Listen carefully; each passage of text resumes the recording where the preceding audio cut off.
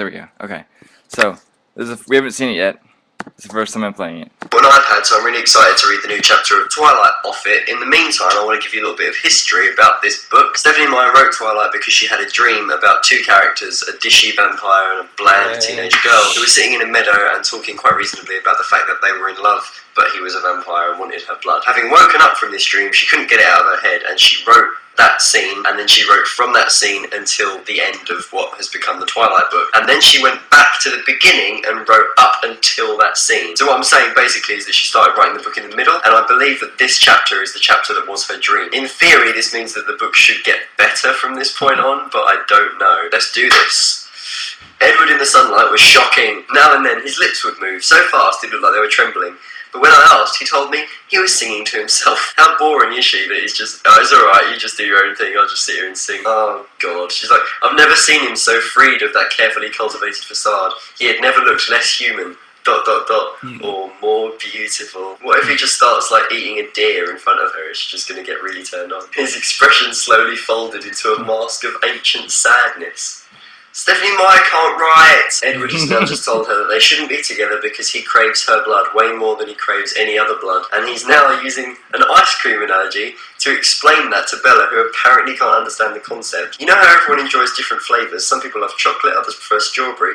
Every person smells different. It's not a hard concept. You want her blood more than you want anyone else's blood. That's fine. I say, chomp on the blood, enjoy yourself, indulge. Who's gonna care? Who's gonna miss Bella Swan? Now he's just reminiscing on all of the ways that he nearly killed her in their courtship so far. He reveals that the reason he saved her from that truck earlier in the book is because if her blood had been spilled, he wouldn't have been able to resist lapping it up off the tarmac, and then everyone in the school would have known that they were vampires, and that would have been really bad. But Bella, I couldn't live with myself if I ever hurt you. You don't know how it's tortured me. The thought of you still cold, to never see you blush again, it would be unendurable. So never happy. He wants to kill her, he can't. He wants to not kill her, he can't. Bloody hell. You are the most important thing to me now. The most important thing to me ever.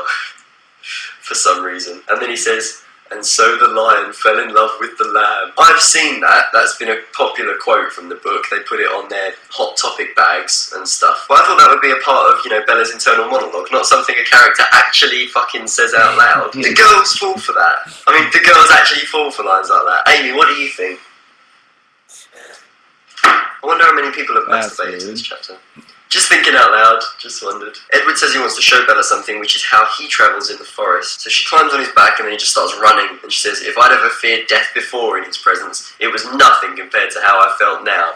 And yet she's probably more in love than ever before. So they run and run and run, and she gets very, very dizzy and says, oh, I feel a bit motion sick, I need to lie down and need some help. And he just laughs. You stupid girl with your smelly blood and your motion sickness.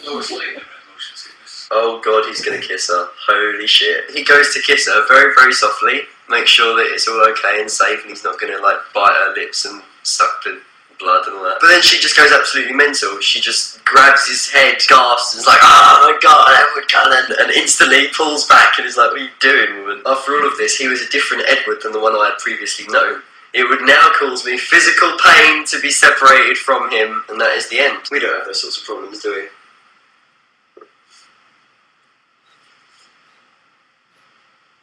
That wasn't that funny. I'm not gonna lie. It's had better ones. Yeah. What was with the iPad that wasn't doing anything? Yeah. He had an iPad. He was gonna read it. Wrote up reasonably. She had a dream about this. Meantime, I want to give you a little bit. He said, I've recently bought an iPad, so I'm really excited to read the new chapter of Twilight off it. Off it. And then he didn't. Off it. Off it? He had it, the book on. Oh. He read it off it. Okay, so that we figured that part out. And it wasn't that funny, but I'm sure 14 will be funny.